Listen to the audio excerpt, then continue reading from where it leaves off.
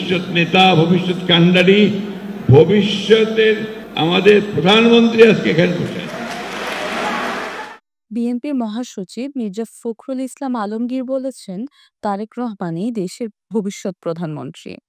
শনিবার ৯ আগস্ট দুপুরে রাজধানীর কাকরাইলে ডক্টরস অ্যাসোসিয়েশন অব বাংলাদেশ ড্যাবের জাতীয় সম্মেলনে যোগ দিয়ে এইসব মন্তব্য করেন তিনি।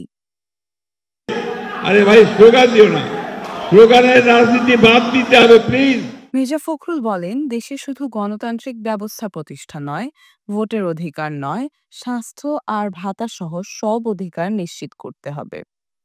তিনি আরও বলেন, দেশের চিকিৎসকরা উপমহাদেশের সেরা, সমস্যা সিস্টেমে। এটা হচ্ছে যে আমাদের যে সিস্টেম, আমাদের দেশে আমরা এই যে পারস্পরিক হিংসা জিজ্ঞাসা আপনার এর মধ্য দিয়ে যে একটা কালচার তৈরি করেছি, এই কালচারটা আমাদেরকে ধ্বংস করে দিচ্ছে। রাজনীতি বাদ দেওয়ার আহ্বান জানিয়ে বিএনপি মহাসচিব বলেন, তারেক রহমানই আমাদের ভবিষ্যৎ প্রধানমন্ত্রী।